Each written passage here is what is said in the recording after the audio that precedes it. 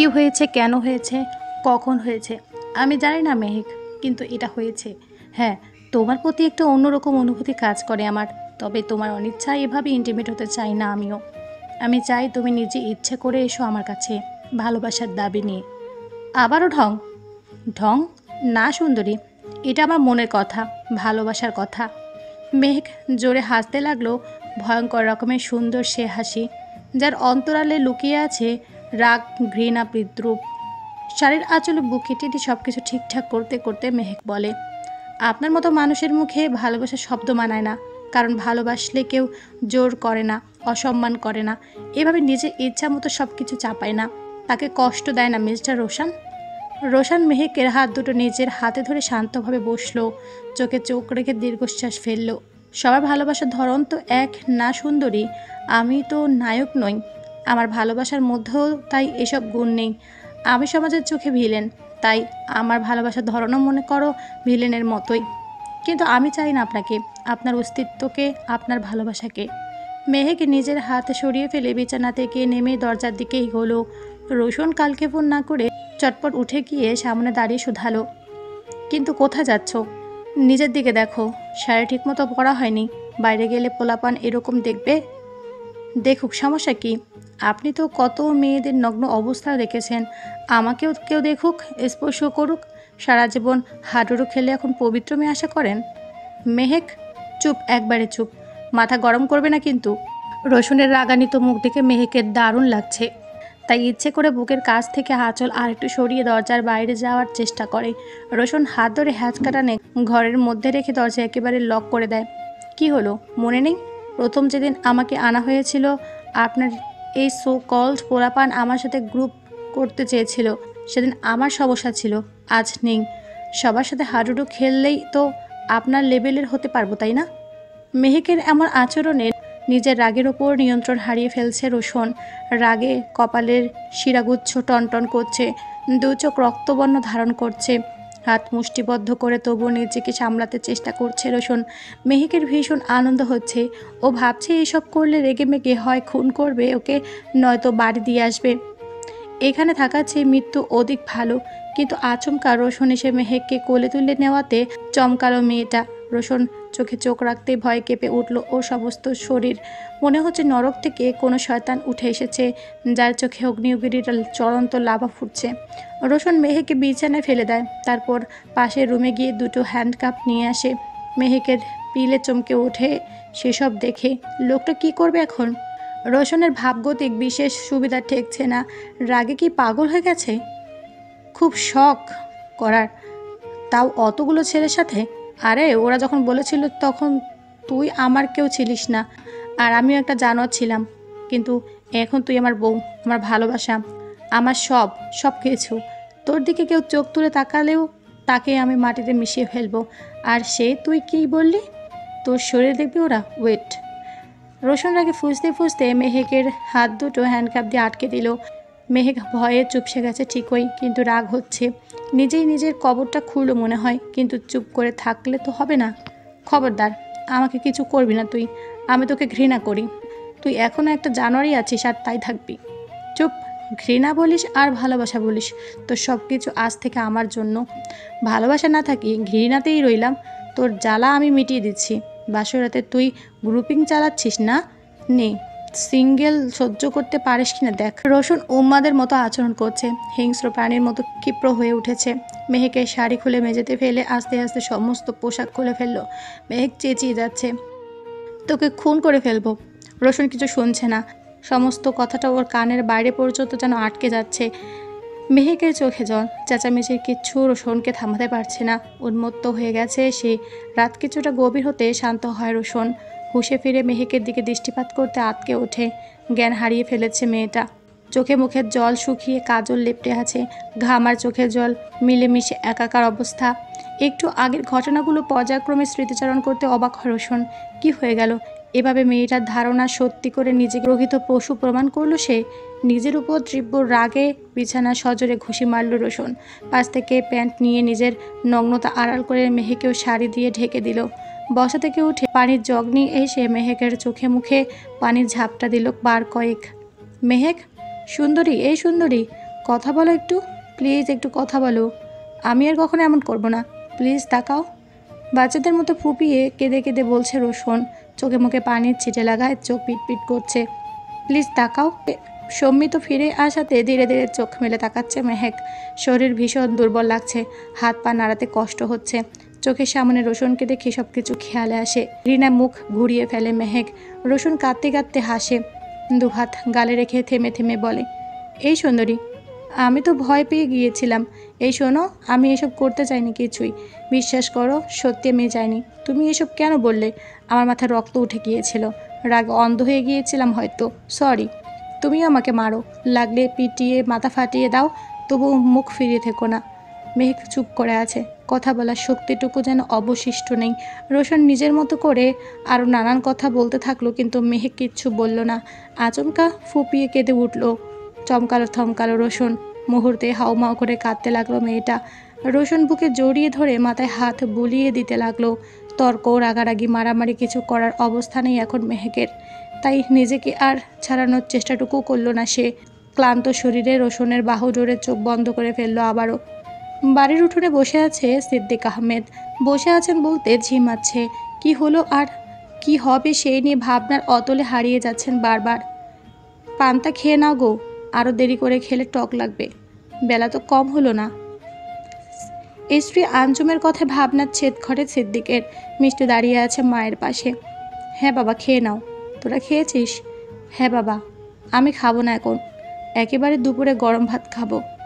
মিষ্টি জানে বাবা দুপুরে খাওয়ার কথা বলে সকালে খাওয়ার কথা এড়িয়ে গেছে।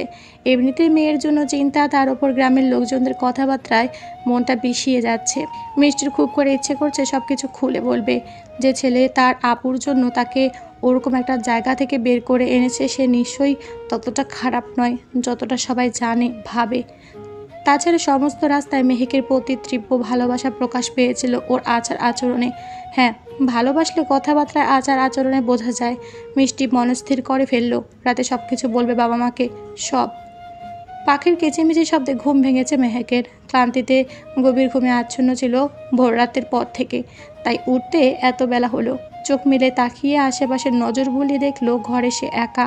তড়িঘড়ি করে উঠে বসতেই নিজের শরীরের দিকে তাকিয়ে আঁতকে উঠল। কোনো মতে শাড়ি দিয়ে ঢাকা। গতকাল রাতের ঘটনার কথা মনে পড়তেই ঘৃণার চোখ মুখ কুঁচকে ফেলল মেহেক। জানোয়ার। না চাইতেও মুখ থেকে শব্দটা বেরিয়ে এলো মেহেকের। আশেপাশে তাকিয়ে বাকি জামাকাপড় শরীরে পেঁচিয়ে উঠে দাঁড়ালো।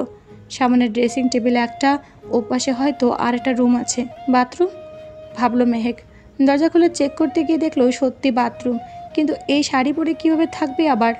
এসব ভাবতেই বাথরুমে অন্য পোশাক দেখতে পেল। থ্রি পিস রাখা আছে লাল রঙের, নিশ্চিত যে রোশন রেখেছে এটা। জুতো মেরে গরুদান। আহানাফ, তোমার কি এবার বিয়ে করা উচিত না? তোমার তো বয়স হয়ে যাচ্ছে, জীবন তো কারোর জন্য থেমে থাকে না বাবা। বাবার বলা বারবার এই এক কথা আহানাফ মোটেও বিরক্ত হয় না। এই পৃথিবীতে পরিবার আর পরিজন বলতে শুধু বাবাই আছে আহানাফের, তাই সবসময় বাবাকে বুঝিয়ে রাখে।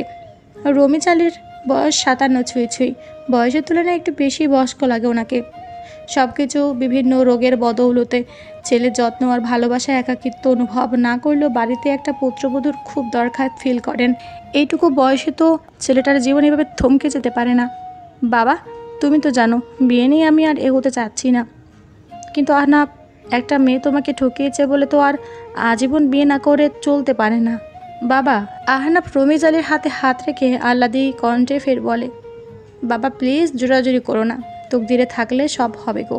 চলো চলো, তোমার ঔষধ খাওয়ার সময় হয়ে গেছে। দুপুরে খাওয়া দাওয়া শেষে ঔষধ খেতেই প্রায় ভুলে যান রমিজ আলী। আজও তার ব্যতিক্রম ঘটেনি। আহনাফ বাবাকে নিয়ে ওনার ঘরে রেখে সে বাজারের দিকে এগোলো। গতকাল রাতে বাবা মাকে সব কিছু খুলে বলেছিল মিষ্টি। প্রথমে বিষয়টা বিশ্বাস করতে চাননি সিদ্দিক আহমেদ, তবে পরে সব কিছু বুঝতে পেরেছেন। তবু মনকে পুরোপুরি শান্ত করতে পারছেন না তিনি। যতই হোক, একজন ডাকাত কীভাবে কাউকে ভালোবেসে আগলে রাখবে? আদৌ কি তা সম্ভব? তার ওপর মিষ্টির জীবনে এত বড় অঘটন ঘটে গেছে। বাবা মা হিসাবে এসব কখনোই কেউ সহ্য করতে পারে না। আঞ্জুম আর সিদ্দিকও ভীষণ ভেঙে পড়েছেন, কিন্তু মিষ্টি বুঝিয়েছে তাদের, যেখানে এতটুকু মেয়েটা সব কিছু সহ্য করে শক্ত আছে, সেখানে বাবা মা হিসেবে তাদের উচিত মেয়েকে মানসিকভাবে আরও সাহস জোগানো। তাই নিজেদের সামলে নিয়েছেন দুজনে। মাত্র সপ্তাহখানেক পরে মিষ্টির পরীক্ষা শুরু, তাই এখন থেকে মেয়ের প্রতি পূর্ণ মনোযোগ দিবেন বলে ঠিক করেছেন আঞ্জুম। সকাল থেকে ঘরে বসে আছে মেহেক। একবার বেরিয়েছিল কিন্তু লজ্জায় ফের ঘরে চলে এসেছে। মীরার প্রশ্নে ভীষণ অপ্রস্তুত হয়ে গিয়েছিল একটু আগেই। মেহেক, তোমার ঘাড়ে সব দাগ হয়ে গেছে কেন? রোশন কি তোমার ওপর ফিজিক্যাল টর্চার করেছে? মীরার প্রশ্নে থতমত খেয়ে যায় মেহেক। সব ডাকাতগুলো যদি এসব দাগ দেখে মনে মনে কী সব ভাববে। রোশনের লজ্জা নেই, অমানুষ, কিন্তু মেহেকের তো আছে। তাই মীরার প্রশ্নের উত্তরে কিছু না বলে দৌড়ে ঘরে চলে আসে সে। আয়নার সামনে দাঁড়িয়ে নিজের শরীরের দিকে দৃষ্টিপাত করতেই মেজাজ বিগড়ে যায় ওর। গলায় ঘাড়ে সব লালচে দাগ হয়ে গেছে, ঠোঁটের এক কোণায় কেটে গেছে। একটা মানুষ কখনো এমন হতে পারে? জঙ্গলে থাকে ঠিকই আছে, জানোয়ার একটা। মেহেক মনে মনে এসব ভেবে ভেবে জানালার পাশে গিয়ে দাঁড়িয়ে আছে। সকালে না চাইতেও খেতে হয়েছে ওকে। রোশন নিজের হাতে খাইয়ে দিয়েছে, না খেয়েও তো উপায় ছিল না। রোশন কতবার যে কান ধরে সরি বলেছে তার হিসাব নেই, কিন্তু মেহেকের কাছে সব কিছু অভিনয়, ঢং বলে বিবেচিত হয়েছে। সুন্দরী। দরজা খুলে ভেতরে ঢুকে বউকে ডাকছে রোশন। লুঙ্গির সাথে সাদা টি শার্ট পরে আছে সে। মেহেকের জন্য কিছু থ্রি পিস আনিয়েছে, সেগুলো হাতে নিয়ে ঘরের মাঝখানে দাঁড়িয়ে আছে ও। মেহেক রোশন এসেছে বুঝেও চুপচাপ দাঁড়িয়ে আছে। রোশন নিজে থেকে এগিয়ে গেল। ডাকছি আমি, সাড়া দিবে তো বলো? না দিলে কি করবেন? আবারও খুবলে খাবেন? নিন খান। মেহেক গায়ের ওড়না মাটিতে ফেলে দিয়ে রেগে মেগে বলল। রোশন ঘাড় কাত করে মুচকে হাসলো একবার। এক হাতে থ্রি পিসগুলো ধরে অন্য হাতে পরে থাকা ওড়না তুলে মেহেকের গায়ে জড়িয়ে দিল, আর থ্রি পিসগুলো ওর হাতে ধরিয়ে দিয়ে বলল, কতবার সরি বলেছে সুন্দরী? লাগলে আজীবন বলবো, তবুও এমন করে রেগে থেকো না। আমি নিজে থেকে না চাইলে ওড়না না সব কিছু খুলে সামনে আসলেও কিছু হবে না। আমি কখনো চাইবো না, আর তুমি চাইবে সেদিনের অপেক্ষায় থাকবো, এটাই তো কথা ছিল। কিন্তু সরি সুন্দরী, রেগে থেকো না প্লিজ। মেহেক বিরক্তিতে চোখ মুখ কুচকে অন্যদিকে দৃষ্টিপাত করলো। রোশন ঠিক সেই দিকেই গিয়ে দাঁড়ালো, একেবারে মেহেকের চোখের সামনে। আচ্ছা দেখো তো সবগুলো পোশাক তোমার পছন্দ হয়েছে? না হলে বলো, পাল্টে নিয়ে আসবে ওরা। দরকার নেই, পোশাক পরেছে সেটাই অনেক। কি বলছো? তুমি আমার বউ, তুমি রাজরানীর মতো থাকবা, যা ইচ্ছে তাই পরবা, যা লাগবে শুধু বলবা। আমি একটা স্বাধীন জীবন চাই, আপনার থেকে মুক্তি চাই। স্বাধীন জীবন তোমাকে দেওয়া হবে, কিন্তু আমার থেকে মুক্তি সেটা হবে না। যতদিন আমার দেহে প্রাণ আছে আমি তোমাকে ছাড়ছি না। সে তুমি আমাকে ভালোবাসো আর নাই বাসো, সব সম্পর্কে তো প্রথম থেকে ভালোবাসা থাকে না। মেহেক হাতের পোশাকগুলো হেঁটে গিয়ে বিছানার একপাশে রেখে বসলো। এই ঘ্যান ঘ্যান ওর ভালো লাগে না, তবু শুনতেই হয়। রোশন মেহেকের পাশে বসেছে, পকেট থেকে সিগারেট বের করে আগুন ধরিয়ে লম্বা টান দিয়ে মেহেকের দিকে তাকিয়ে আছে। তার মানে আপনি আশা করছেন ইন ফিউচার আমাদের সম্পর্কে ভালোবাসা আসবে? মেহেক কিছুটা ঠাট্টা করে বলল, জীবনে সব থেকে মজার কথাই জানো এটা। রোশন নাকমুখ থেকে একত্রে ধোয়া ছেড়ে বলে, অবশ্যই। তুমি আমাকে চোখে হারাবে একদিন।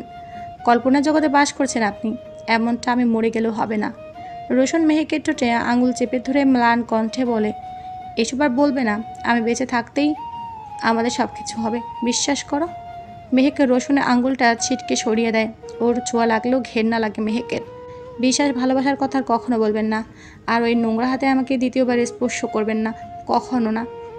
ভালোবেসে মাঝে মধ্যে একটু জড়িয়ে ধরবো, তবে খারাপভাবে স্পর্শ করবো না কখনো, এতটুকু অন্তত সহ্য করো। অনুমতি চাইছেন অথচ নিজেই ঠিক করে নিয়েছেন ধরবেনই। আপনি জানতো আমার বিরক্ত লাগে। দুপুরে খাবার খাইয়ে দিয়ে তারপর যাব।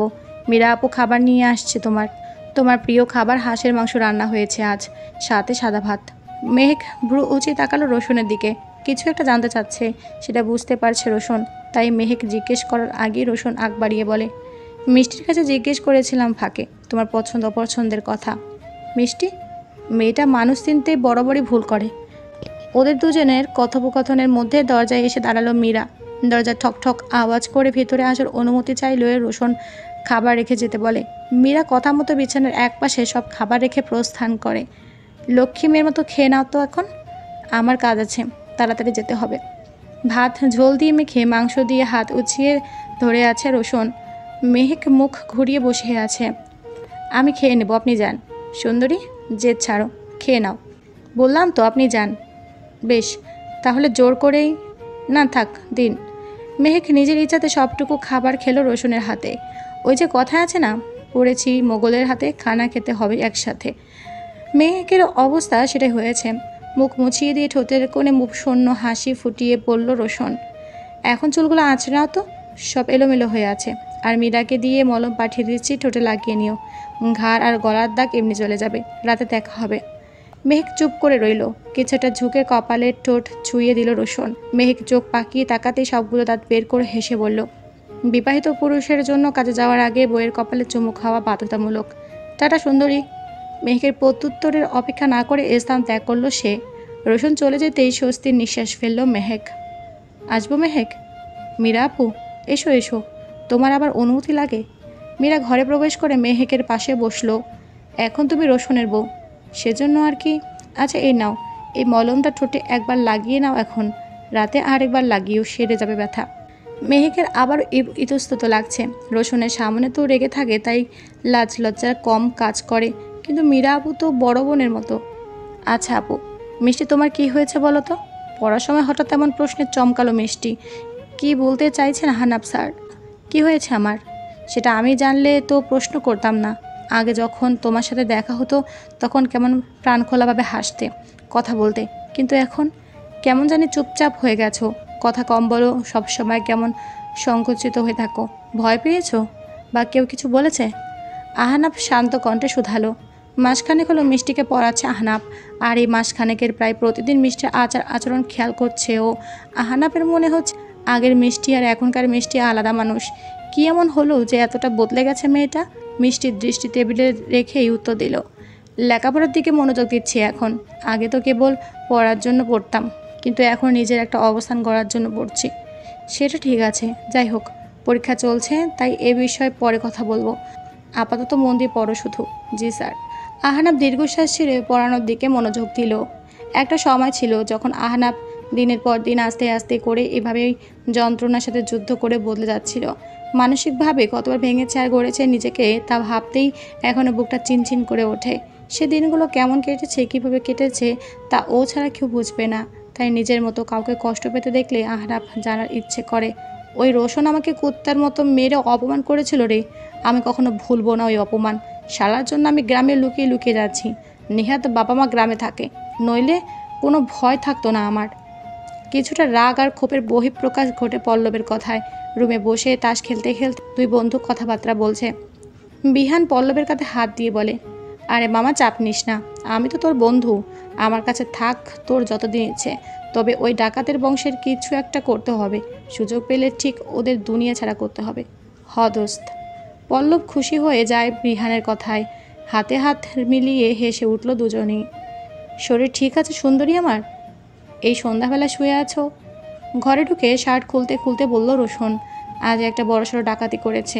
কাছাকাছি আরেকটা শহরে সবচেয়ে বড় ব্যাংকে হানা দিয়েছিল, সফল হয়েছে। তবে একটু ক্লান্ত শরীর। মেহেক রোশনের দিকে না তাকিয়ে বলে, না ঠিক আছে, এই নাও বাদাম খাও। মেহেকের পাশে বসে হাতে বাদামের প্যাকেট দিয়ে বলল রোশন। এক মুহূর্তের জন্য মেহেক সব কিছু ভুলে গিয়ে তাড়াতাড়ি উঠে বসলো। বাদাম ভীষণ প্রিয় ওর। হাত বাড়িয়ে বাদামের প্যাকেট নিতে গিয়ে চোখ পড়ল রোশনের উন্মুক্ত শরীরে। অস্বস্তিতে দৃষ্টি সরিয়ে ফেলল। মনে পড়ে গেল এই লোকটা কতটা খারাপ, জোর করে কিভাবে আটকে রেখেছে ওকে। এভাবে কাউকে জোর করা রীতিমতো ক্রাইম। তাই আবারও শুয়ে পড়ল মেহেক। কি হলো? এই তো খুশি মনে উঠে বসলে, আবারও কি হয়েছে?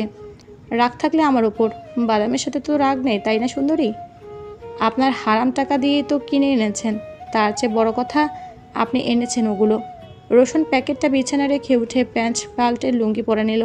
তারপর মেহেকের পাশে শটান হয়ে শুয়ে মুচকি হাসল। আজকে না হয় একটু খেয়ে নাও, রাগটা আপাতত সাইডে থাক। শুয়ে আছেন থাকুন, আজ এরা কথা বন্ধ করুন। কথা বলার সময় মেহেকের ঠোঁটের দিকে দৃষ্টিপাত করছে রোশন। কাটা দাগটা এখনও আছে, একটু একটু ফুলেও আছে। মেহেক সত্যি বলে, আসলেই নিজেকে জঙ্গলের পশু মনে হচ্ছে, নয়তো এভাবে কেউ আদর করে? মলম কি ঠিকমতো দাওনি ঠোঁটে? দিলে তো দাগ থাকতো না। আমার ওষুধ খেতে কিংবা লাগাতে মনে থাকে না। রোশন শোয়া থেকে উঠে ড্রেসিং টেবিলের উপরে রাখা মলম নিয়ে আসে। কাত হয়ে শুয়ে আছে মেহেক, তাই ধরে সোজা করে শুইয়ে দেয়। মেঘ ছ্যাত করে উঠে তাতে। কি করছেন? কুল সুন্দরী, কিছু করছি না, একটু শান্ত হও, ওষুধ লাগিয়ে দিচ্ছি। কোনো দরকার নেই, প্রথমে ব্যথা দেবেন, তারপর আবার ওষুধও দেবেন। এটাকেই কি আপনার কাছে ভালোবাসা মনে হয়? মেঘ শোয়া থেকে উঠতে চাইলে রোশন উঠতে দেয় না। এই মেয়েকে মানাতে পারবে না, তাই মেহেকের ওপর শোয়ার ভঙ্গিতে ঝুঁকে রোশন ডান হাতের আঙুলে মলম নিয়ে আলতো করে ওর ঠোঁটে লাগাতে থাকে। মেহেক অবশ্য এখনও চোখ পাকিয়ে তাকিয়ে আছে, বাট রোশন বরাবরের মতো ডোন্ট কেয়ার মুডে আছে। হ্যাঁ সুন্দরী, সবার ভালোবাসার ধরন তো এক নয়, তাছাড়া আমি আলাদা সেটা তো জানো। আমি তোমার জীবনের নায়ক নই, বরং ভিলেন, আর এই ভিলেনকে নিয়ে তোমার সংসার করতে হবে। মেহেক কিছু বলতে চাইলে ঠোঁটে আঙ্গুল চেপে ইশারা মানা করে রোশন। কথা বললে মলম ঘেটে যাবে। চুপ করে থাকো 5 মিনিট, কথা না বলতে পারলেও তুমি ফার্স্ট, ওকে? রোশন বসে চোখ টিপ্পুনি কেটে বলল। মেহেকও তড়িৎ গতিতে উঠে বসলো। কথা না বললেও চোখ দিয়ে যেন গিলে খাবে রোশনকে, এমন এমন ভাব। রোশনের ঠোঁটের কোণে দুষ্ট হাসির ঝিলিক দেখা যাচ্ছে। মেহেকের রাগটা আর একটু বাড়িয়ে দিতে হুট করে কপালে চুমু খেয়ে বিছানা থেকে উঠে দরজার কাছে গিয়ে দাঁড়ালো রোশন। মেহেক থতমত খেয়ে ওর দিকে তাকিয়ে আছে। এত তাড়াতাড়ি কিস করে ওখানে গেল কীভাবে লোকটা? জিন ভূত না তো? সুযোগে সদ্ব্যবহার করলাম একটু। আসলে একটু চালাক না হলে বউকে আদর করা মুশকিল। বসো, খাবার নিয়ে আসে। ততক্ষণে রাগটা একটু কন্ট্রোল করে রাখো, আমি আসার পর আবার কন্ট্রোললেস হবে, কেমন? অসভ্য শয়তান, দুশ্চতুর রাগ একটা, আমার জীবনটা শেষ করে দিল। মেহেকের চিৎকার শোনার আগেই ঘর থেকে বেরিয়ে গেল রোশন। রাগে দুঃখে নিজের হাতে কামড় বসিয়ে দিল মেহেক। মাঝে মধ্যে ইচ্ছে করে গলায় দড়ি দিতে, কিন্তু কেন দেবে? মরলে মরবে এই অসভ্য লোকগুলো, এসব ভেবে নিজেকে শান্ত করছে মেহেক। বুঝলে মিষ্টির মা, আজকে মেহেকের কথা খুব মনে পড়ছে। কতদিন হলো মেয়েটাকে দেখি না, কোনো খোঁজ খবরও পাই না। ওরা কি সত্যি মেয়েটাকে সম্মান দিয়ে বাঁচিয়ে রেখেছে নাকি? কথা শেষ করতে পারেন না সিদ্দিক, চোখ দুটো ছলছল করছে ওনার। রাতের খাওয়া দাওয়া শেষে পাশাপাশি বিছানায় বসে আছেন এই দম্পতি। আঞ্জুম স্বামীর মনের অবস্থা বুঝতে পেরে বললেন, এত ভেবো না তুমি, আমার বিশ্বাস মিষ্টি সত্যি বলছে, মেঘ ভালো আছে। তবে আমারও ইচ্ছে করে মেয়েটাকে একটু দেখতে। একবার তো আসতেও পারে বলো, নাকি ওরা আসতে দিচ্ছে না? আমিও তো জানি না, বলো। অপেক্ষা করি বরং আর কিছুদিন। অপেক্ষা ছাড়া আর কিছুই করার নেই মিষ্টির মা, আমরা চাইলেও কখনো মেহেকের কাছে যেতে পারবো না। দীর্ঘশ্বাস ছেড়ে বালিশে মাথা রেখে শুয়ে পড়ল সিদ্দিক। আঞ্জুম বসে রইলেন অন্ধকারে আরও কিছু সময়। বর্ষাকাল, একাধারে মুষলধারে বৃষ্টি হচ্ছে কয়েকদিন ধরে। বৃষ্টি ভালো লাগে মেহেকের, কিন্তু এই বৃষ্টির সাথে মন খারাপের গল্পগুলো খুব করে মনে পড়ে যায়। বাবা মা মিষ্টিকে খুব মিস করে সে। এই জঙ্গলে একঘেয়ে জীবন মোটেও ভালো লাগছে না। সারাদিন ঘরে বসে থাকা, মাঝে মধ্যে মীরার সাথে কথাবার্তা, আর রাত হলে রোশনের ঘ্যান ঘ্যান এ নিয়ে চলছে জীবন। রোশন যদিও সর্বোচ্চ চেষ্টা করছে মেহেকের মন জয় করার, কিন্তু সে আর হচ্ছে কই। সকালে খাইয়ে দেওয়া শুরু করে দুপুরে গোসলের জন্য জামা কাপড় পর্যন্ত বাথরুমে রেখে আসে। নিজ হাতে চুল আশ্রয় দেয়, হাত পায়ের নখ কেটে দেয়। মাঝে মধ্যে জঙ্গলে ঘুরতে বের হয়। দলে সবাই তো রোশনকে নিয়ে কানাঘুষা শুরু করেছে। সবাই বলছে বাঘ থেকে একেবারে মিনি বিড়াল হয়ে গেছে রোশন। সব কিছু ওই মেয়েটার জন্য। দিনে দিনে মেহেকের জন্য সবার থেকে দূরত্ব বাড়ছে রোশনের। সবুর হোসেন এসব ভেবে ভেবে ছেলের প্রতি মনে কিছুটা অভিমানও পুষে রেখেছেন। নিজের ঘরে বসে আছেন সবুর হোসেন।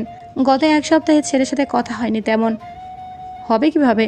মেহেকের জ্বর আসায় দিনরাত 24 ঘন্টা ওর পাশে বসেছিল রোশন।